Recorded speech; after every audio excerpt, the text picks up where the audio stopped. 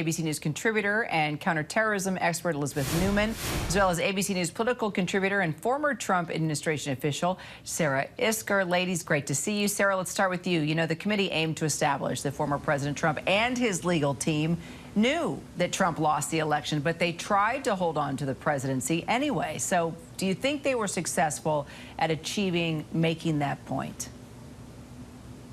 It depends on who you think the audience for this is. If the audience is some portion of the Republican base that does not want to believe that Donald Trump lost the election, then no. But I don't think that is who the audience is. I think that, in fact, these hearings will be most effective in setting that first draft of history, if you will, that these are really for posterity in some sake to be able to look back on what was actually discovered in this investigation.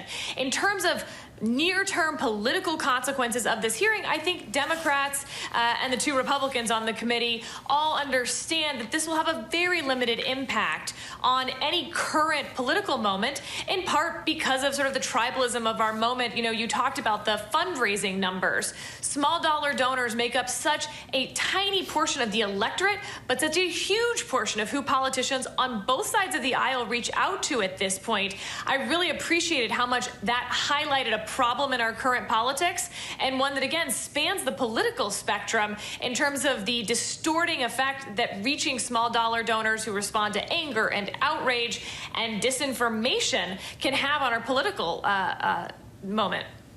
So, Elizabeth, just with your background, do you think today's panel did a good job laying out the Trump administration's rhetoric and just lack of action regarding domestic terrorism policy and warnings of threats and danger?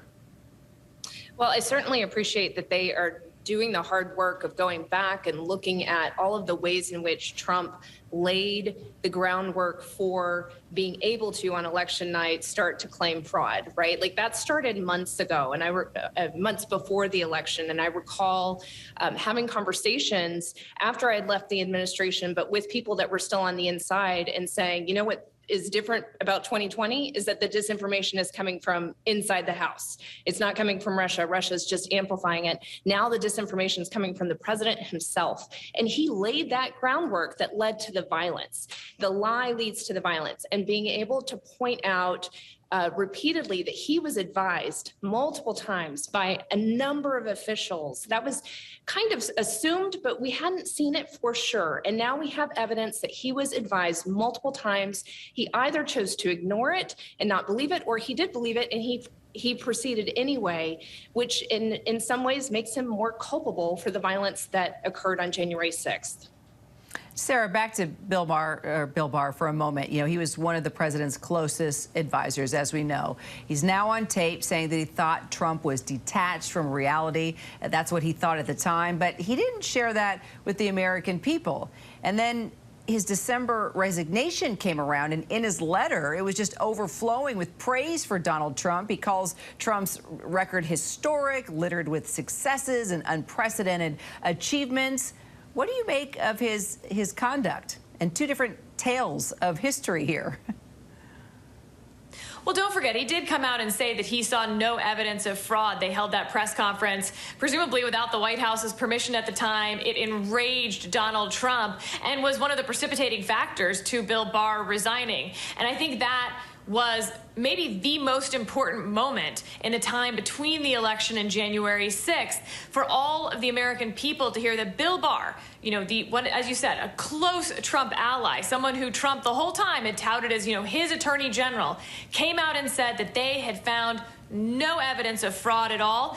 And then you put that together with Trump appointees on the bench finding no credible evidence of fraud to move forward on these cases.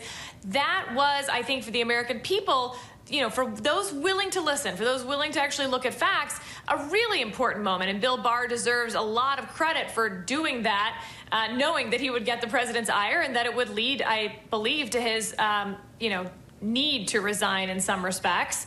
But we've seen this before with other Trump appointees of things they knew at the time, didn't tell the American people. They have books out now where they're explaining how chaotic it was in the moment, far beyond what we understood on the outside.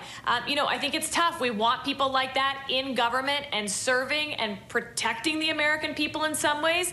And at the same time, Bill Barr wasn't elected. Donald Trump was. And if Donald Trump wants to move forward with something crazy, it's not really up to Bill Barr to say no and to protect us from that. That's the American voters' fault, if you will. And so I think this is a larger philosophical question on what we expect of people who are serving an unfit president. But didn't you expect more from Bill Barr? I mean, he says one thing. He says that he thought Trump was detached from reality. Then he comes out when he decides to resign, talking about all his achievements. And let's not forget, our Pierre Thomas, Chief Justice correspondent, had the exclusive with Bill Barr. It made so much news that he talked about how Trump's tweets stressed him out and thought they were dangerous and had no problem saying it on camera. But still, he wanted to leave that position, lifting up Donald Trump. What does that say about the influence of Donald Trump?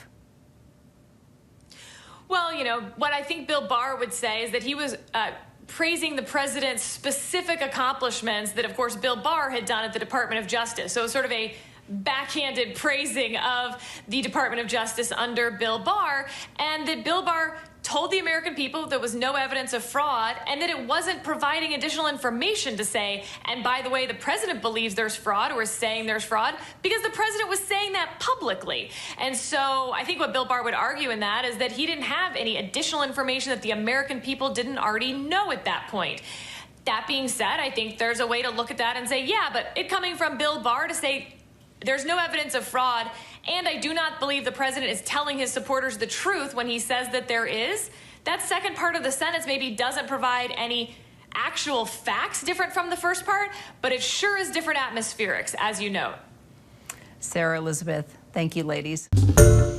Hi, everyone. George Stephanopoulos here. Thanks for checking out the ABC News YouTube channel. If you'd like to get more videos, show highlights, and watch live event coverage, click on the right over here to subscribe to our channel. And don't forget to download the ABC News app for breaking news alerts. Thanks for watching.